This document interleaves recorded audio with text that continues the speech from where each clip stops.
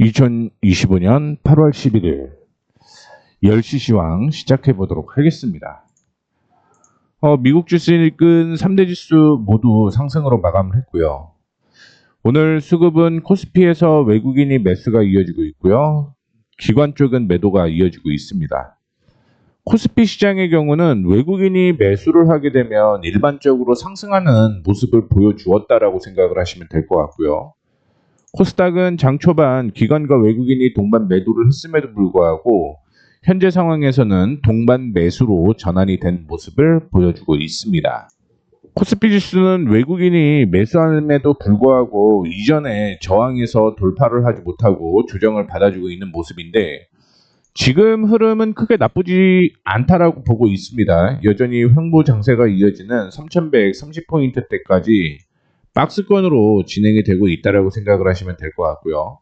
현 기준으로 봤을 때 최근에 저점을 형성을 했던 3175포인트를 이탈하지 않으면 3130포인트 부근까지 하락할 일은 없어요. 그렇기 때문에 현재 중요한 포인트는 3170에서 3175포인트에서 지지가 나오는지를 확인해 보시면 될 것 같고요.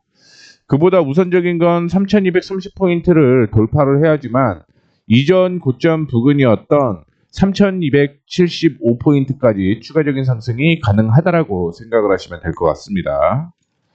코스닥의 경우는 오늘 상승을 하고 있는 모습이죠. 일봉상으로 확인을 해보게 되면 이전에 저항으로 형성되어 있었던 가격이 810포인트 전후라고 생각을 하시면 될 것 같은데 이 810포인트 위에서 움직이고 있는 모습을 보여주고 있고요.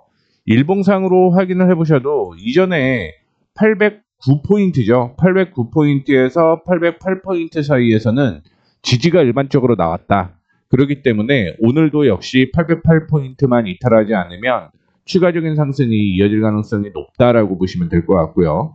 823포인트를 목표가로 잡고 현재로는 대응을 하시는 게 맞다라는 말씀을 드리도록 하겠습니다. 이재명 대통령이 휴가 복귀를 했죠. 그런데 아직까지는 대주주 양도세에 대한 내용이 결론이 안 났다라고 얘기를 하고 있는데 아직 시간이 남은 만큼 그 결론이 어떻게 나오는지를 확인을 해보는 게 좋을 것 같다라는 말씀을 드리고 싶고요. 오늘은 반도체주가 소폭 약세가 이어지는 모습이었습니다. 미국 쪽에서 반도체 관세에 대한 얘기가 나오고는 있습니다만 우리나라는 무관세 얘기가 나오고 있죠. 그리고 최근 삼성전자 얘기를 확인을 해보게 되면 테슬라와 애플, 그 다음에 퀄컴도 지금 삼성 쪽에 물량을 좀 파운드리 넘기겠다라는 얘기가 있는 만큼 조정을 받아도 큰 문제는 없다라고 생각을 하고 있습니다. 오늘 삼성전자 약세로 인해서 SK 하이닉스가 상승을 하고 있는데 참고로 삼성전자나 SK 하이닉스나 공통적인 악재가 하나가 있는 게 뭐냐면 엔비디아와 AMD가 중국에 수출하는데 거기에 관세를 10% 내라라고 얘기를 했습니다. 그 때문에 삼성전자나 SK 하이닉스를 포함을 한 반도체주가 오늘 좀 불안했었는데 삼성전자와 SK 하이닉스의 수급이 다른 모습을 보여주고 있고요. LG이노텍의 경우는 오늘 상승을 하고 있는 모습을 보여주고 있는데 이 트럼프 대통령의 관세 얘기가 지금 계속 발목을 잡고 있는 것으로 보여요. 앞서 언급을 해드렸던 내용을 확인을 해보게 되면 스마트폰이나 PC 같은 부품의 품목별 관세는 여전하다라고 얘기를 하고 있습니다. 따라서 반도체 자체로는 긍정적인 흐름이 이어질 가능성은 있겠지만 이 앞서 말씀을 해드렸던 스마트폰과 함께 PC 부품들의 악재가 이어질 가능성이 있다라는 거 체크를 하셔야 될 것 같고요. 카카오와 네이버는 혼조세가 이어지고 있는 모습인데 네이버 실적이 꽤 잘 나왔죠. 그렇죠? 그런데 중요한 건 포시마크라는 자회사가 있는데 여기가 계속 문제가 좀 있는 것 같습니다. 이 문제가 해결이 되게 되면 그 다음에 네이버 상승이 이어질 가능성이 있다라는 거 참고를 해주시면 좋을 것 같고요. 한국거래소 기준으로 보겠습니다. 철강, 비철은 강보합의 움직임을 보여주고 있고요. 기계 쪽으로 보게 되면 두산에너빌리티가 4%대 상승하는 모습이 연출이 되고 있습니다. 미국 쪽으로 보시게 되면 사실은 좋지는 않았어요. 그러니까 좋지 않다라고 얘기를 하는 건 SMR이라든가 혹은 콘스텔레이션 이 종목들은 큰 폭으로 약세가 이어졌음에도 불구하고 두산에너빌리티는 긍정적인 흐름이 이어지고 있습니다. 어제 뉴스가 하나가 나왔습니다. 뉴스가 나왔는데 그 얘기가 우리나라가 원전 관련해서 투트랙으로 진행을 한다라고 얘기를 하고 있습니다. 그래서 이번에도 어제 얘기가 나온 게 두산에너빌리티가 미국의 뉴스케일 파워와 계약이 임박했다라고 얘기가 나오게 되면서 상승을 하고 있다라고 생각을 하시면 될 것 같고요. HD 현대건설기계와 HD 현대인프라코어는 합병 얘기가 있잖아요. 합병하잖아요. 그러다 보니까 그런 모멘텀과 함께 우크라이나 재건주 이슈가 있게 되면서 건설기계 관련주 상승을 하고 있다라고 보시면 될 것 같습니다. 항공, 해운은 혼조세가 이어지고 있는 모습이고요. 에너지 약세가 이어지고 있습니다. 오늘 조선자동차 약세 이어지고 있는데 하나오션은 하락을 하고 있습니다. 뭐 나쁜 악재는 없는데 조정을 받아주고 있습니다. 근데 하나오션에서 악재가 하나가 있다라고 지금 확인을 해볼 수가 있을 것 같은데요. 노란 봉투법이 통과가 됐습니다. 그래서 조선이 진짜 위기다 뭐 이런 얘기도 있고 MRO 좌초도 우려가 된다라고 얘기를 하고 있는데 이 노란봉투법이 통과될 경우 파업 등 쟁의 행위의 범위가 넓어지게 되면서 조선업 현장 그다음에 글로벌 공급에 차질이 생길 수 있다라는 얘기 때문에 하나오션은 위기라고 얘기를 하고 있죠. 사망자 보게 되면 하나오션이 다른 조선주 중에서 가장 높았죠. 그러다 보니까 이 악재가 있고 그렇다라고 하면 MRO에 대한 악재도 역시 커질 수 있다라는 거죠. 지금 하나오션 하청 노조 간에 470억 규모 손해배상 소송 취하 논의를 진행을 하고 있는데 아직 구체적으로 나온 게 없다라는 것도 악재일 가능성이 있다라는 거 참고를 해주시면 좋을 것 같고요. 막으려고 하고 있는데 막지는 못할 것 같아요. 다만 이거를 어떻게 해석하냐의 차이가 변수가 될 가능성이 높다라고 보시면 될 것 같습니다. 그 다음에 삼성 SDI가 오늘 상승을 하고 있는 모습인데 리튬 이슈가 있어요. 중국의 구조조정에 대한 얘기가 나오게 되면서 뭐 2차 전지 주가 강세를 보이고 있는데 그 중에는 탄산 리튬 가격이 올라갔다라는 것도 역시 호재가 되고 있다라고 보시면 될 것 같습니다. 거기에다 ESS 관련된 종목들이 우선적으로 상승하는 모습 보여주고 있는데 삼성 SDI나 LG에너지솔루션이나 번갈아 가면서 상승할 가능성이 높다라는 거 참고를 해주시면 좋을 것 같고요. 일반 화학 쪽 보게 되면 좋지 않은 모습 보여주고 있습니다. 그 이유를 확인해 봤을 때 DL 그룹이 갖고 있는 여천 NCC라고 있어요. 여기가 지금 심각합니다. 그런데 심각한 이유는 2022년부터 적자가 지속이 되고 있어요. 참고로 여천 NCC는 일반 화학 관련주예요. 거기가 지금 DL과 함께 하나솔루션에서 50%씩 지분을 갖고 있는데 여기마저 힘들다라고 얘기를 하는 건 화학주 전반적으로 힘들다라고 해석을 하셔야 됩니다. 그래서 약세가 이어지고 있다라고 보셔야 될 것 같고요. 그런 여파로 인해서 하나솔루션도 역시 약세가 이어지고 있는 모습이고 DL그룹 자체적으로도 약세가 이어지고 있다라고 생각을 하시면 될 것 같습니다. 태양광 자체로도 좋지는 않은데 하나솔루션은 악재가 하나 더 있다라고 생각을 하셔야 될 것 같고요. 지주사 쪽에서 보게 되면 아까 말씀을 해드렸던 여천 NCC에 대한 이슈 때문에 DL과 함께 DL ENC가 약세가 이어지고 있는 모습이고 증권주가 약세가 이어지고 있는 모습 보여주고 있는데요. 최근에 이슈가 나온 게 거래 시간을 늘리려고 하고 있죠. 그러면 늘리는 건 좋다. 하지만 거기에 대한 비용 누가 될 거냐 이거잖아요. 다 증권사가 될 수밖에 없죠. 당연히 시간이 늘어나게 되면 단기적으로 증권사는 중장기적으로는 당연히 수익이 늘어날 수밖에 없는데 단기적으로는 손실이 커질 수밖에 없죠. 비용 문제 때문에. 이런 문제 때문에 약세가 이어질 것으로 예상을 하고 있습니다. 그리고 거래 시간을 늘리게 되면 결국은 인원을 더 뽑아야 됩니다.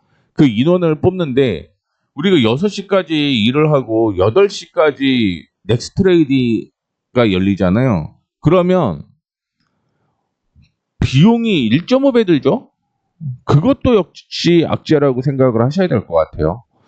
보험 약세 이어지고 있는 모습이고요. 현대건설이 4%대 하락하고 있는 모습을 보여주고 있는데 지금 뭐 특별한 악재는 없다라고 보시면 될 것 같습니다.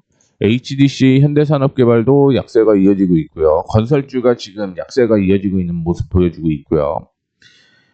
유틸리티 쪽으로 확인해 보게 되면 두산에너빌리티의 상승, 원전에 대한 모멘텀인 거죠. 한전기술과 한전 KPS가 상승을 하고 있는 모습이고 오늘은 유통과 음식료가 약세가 이어지고 있는 모습이고요. 제약도 관세에 대한 악재가 지속되고 있다라고 보시면 될 것 같습니다.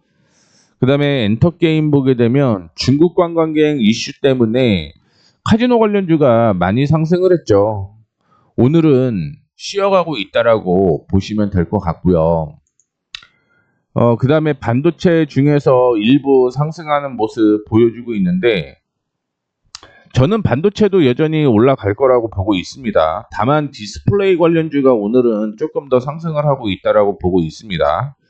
뭐 덕산 네오룩스나 덕산 테코피아 이쪽이 뭐 아시다시피 OLED 관련된 종목들이라고 생각을 하시면 될 것 같고요. OLED를 포함을 한 디스플레이가 일부 상승을 하고 있는 모습 보여주고 있습니다. 제약엔터 보게 되면 시젠이 8%에서 9%대 약세가 이어지고 있는 모습인데 2분기 흑자 전환이 됐음에도 불구하고 셀운이죠. 뉴스에 하락하는 모습을 보여주고 있고요. 이런 종목들이 있고 나중에 올라가는 종목들이 있잖아요. 그러니까 실적이 좋아질 것이다라고 예상을 해서 올라갔던 종목들은 실적이 발표가 되게 되면 일반적으로 하락하는 모습을 보여주고 있고요. 실적이 좋게 나올 거라고 예상을 못했던 기업들이 실적이 나오게 되면 다시 실적 발표 후에 오르는 경향을 보여주고 있다는 거 참고를 해주시면 좋을 것 같습니다. 오늘은 뭐 2차 전지의 날이라고 볼 수가 있을 것 같고요. 엔캠이 오늘 23% 상승하는 모습 보여주고 있습니다. 게임 엔터 보게 되면 엔터에서 CJ ENM이나 Y젠터, SM, JYP가 상승을 하고 있는 모습인데 이거는 제가 어제 그 장마감 공개 방송에서 주간 공개 방송이죠. YG엔터테인먼트, SM, 하이브, JYP 비교해놨으니까 그거 확인해 보시면 좋을 것 같고요. 로봇주 약세가 이어지고 있고 결제 시스템 약세가 이어지고 있습니다. 인텔리안 테크가 수주 공시 때문에 4%대 상승하는 모습 보여주고 있고요. DR텍이 5% 상승을 하고 있는 모습인데 특별한 이슈는 없어요. 특별한 이슈는 없는데 오늘 상승을 하고 있는 모습입니다. 자, 솔브레인 홀딩스 8.45% 상승을 하고 있는데 오늘 리포트 나온 거는 없고요. 코미코 4% 상승을 하고 있는데 역시 뉴스가 나온 건 없습니다. 2차 전지 중에서 소재 관련된 종목들이 상승을 하고 있는 모습 보여주고 있고요. 바이오는 전반적으로 약세가 이어지는 반면에 자동차 자율주행 관련해서는 세로닉스가 상승을 하고 있는 모습입니다. 파이넴텍도 최근에 스마트폰 이슈가 계속 나오고 있죠. 코스메카 코리아가 9% 하락을 하고 있는 모습인데 이것도 악재는 없거든요. 악재는 없는데 오늘 실적 발표가 됩니다. 실적 발표 후에 흐름을 한 번 더 확인해 보셔야 된다는 걸 말씀을 해 드리고 싶고요. 영상 소프트웨어 쪽으로 보게 되면 사람인가 EJX 스튜디오가 상승을 하고 있는 반면에 카페24와 에코마케팅은 약세가 이어지고 있는 모습이에요. 그 다음에 태웅이 6%대 상승을 하고 있는 모습이고요. KRM도 오늘 5%대 상승하고 있는 모습 보여주고 있습니다. 제가 일반적으로 큰 틀만 지금 말씀을 해드렸는데 뭐 얘기를 좀 해드리고 싶냐면, 제가 최근에 블로그를 쓰기 시작을 하게 되면서 어떤 종목들이 상승을 했는지 확인을 해 보시면 더 좋을 것 같아서 얘기를 좀 해 보도록 하겠습니다. 제가 7월 달부터 2차 전지가 반등이 나오기 시작을 했잖아요. 그러다 보니까 코스모 신소재를 제가 7월 27일 날 언급을 해드리기 시작을 했고요. 반도체는 보시다시피 7월 17일 날 언급해드렸었네요. 굉장히 오래전에 언급을 해드렸고, 최근의 흐름 확인해 보게 되면 저는 엔캠, LNF, 에코프로 7월 말부터 갑자기 2차 전지 블로그를 엄청 많이 쓰기 시작을 하는 거죠. 엔캠, LNF 날짜 확인해 보시면 아시겠지만 7월 말부터 흐름이 나오기 시작을 하게 되면서 제가 2차 전지를 엄청 쓰기 시작을 했습니다. 그리고 어제는 새롭게 보기 시작을 하니까 뉴프렉스 같은 PCB 업체들이 상승을 하고 있는 모습을 보여주고 있더라고요. 그러면 지금은 제가 올라가는 종목 위주로 블로그를 쓰고 있습니다. 그 얘기는 다시 한번 말씀드리자면 지금 2차 전지와 반도체는 여전히 봐야 될 종목이다라고 생각을 하시면 될 것 같고요. 이 부분은 제가 링크를 걸어 놓도록 할 테니까 시간 날 때 보시면 될 것 같습니다. 오전 시황 이렇게 해서 짧게 마무리하도록 하겠습니다.